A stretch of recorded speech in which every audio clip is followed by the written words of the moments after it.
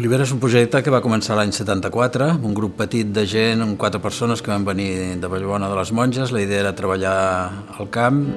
Podem dir que és un projecte resistent, un projecte supervivent, no? Que té història, que té una trajectòria, que ha esdevingut emblemàtic i que intenta construir un model diferent d'economia, no? També. Tenim una llar de residència on viuen les persones amb capacitats diferents o amb altres problemes.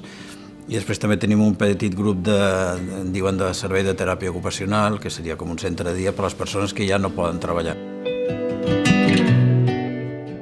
Elaborar productes de molt valor afegit per donar sentit al que fem, no? Tant al territori com a l'elaboració i, evidentment, a les persones que ho treballen.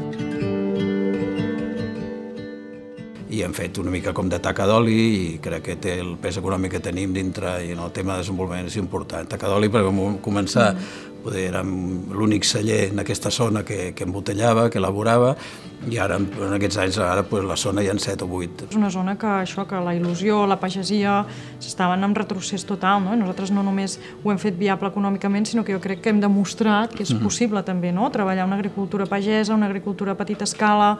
Fins ara es vivia amb poca autoestima, no? El món rural era... Tu defensaves uns valors i una economia i una manera de fer productes de qualitat en un entorn que el que volia la gent era marxar. La cooperació no només entre les persones, sinó amb el territori, la cooperació amb entitats, la cooperació a gran escala, no? Una agricultura que ajudi a la comunitat, donar resposta als problemes de la comunitat, que són molts, i després el concepte del desenvolupament territorial, no? L'economia, el territori, aquests 3 pilars, 3 eixos, no? Vull dir que seria una mica aquest concepte que a Europa representa un moviment molt important en aquesta línia.